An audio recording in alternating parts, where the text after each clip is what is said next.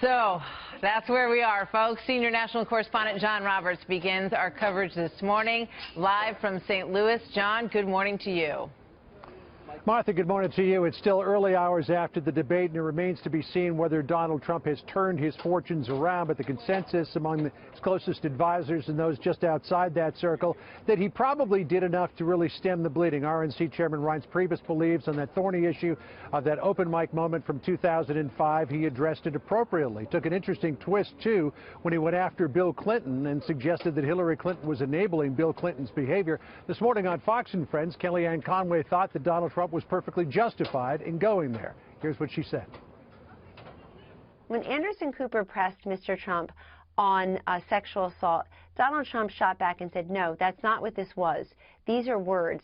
And I think there's something there, because this term sexual assault has been bandied about. And I will tell you, somebody who's worked with, and certainly has in my life, as I'm sure we all do, victims of sexual assault, it demeans them to equate that with this for political purposes.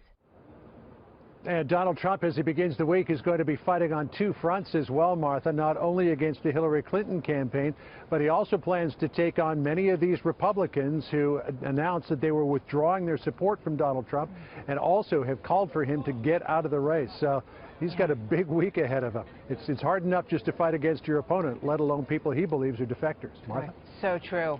He's got his work cut out for him, and many of them may be thinking twice about some of the comments that they made yesterday about all of this. Governor Pence was somewhat quiet yesterday, and some people were reading into that, John, that perhaps he was having second thoughts himself.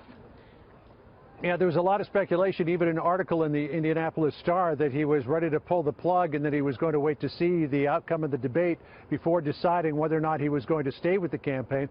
Just a little while ago on Fox and Friends, he tried to disabuse us of any notion that he was ever with one foot out the door, but also saying that he was very upset by what Donald Trump was recorded as saying back in 2005, and that he had a private phone conversation with Trump prior to that apology on Friday night.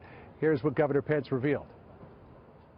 I encouraged him to express what I believe is his sincere personal remorse, and he did that Friday night, but I wanted to give him time to show his heart on Sunday night, and I thought he did that.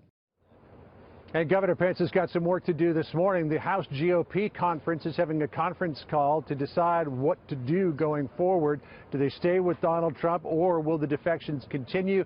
Governor Pence plans to be on that phone call, and Martha, as we know, he can be pretty persuasive with his former colleagues on the Hill. That's going to be an important moment in all of this for down the road. John, thank you.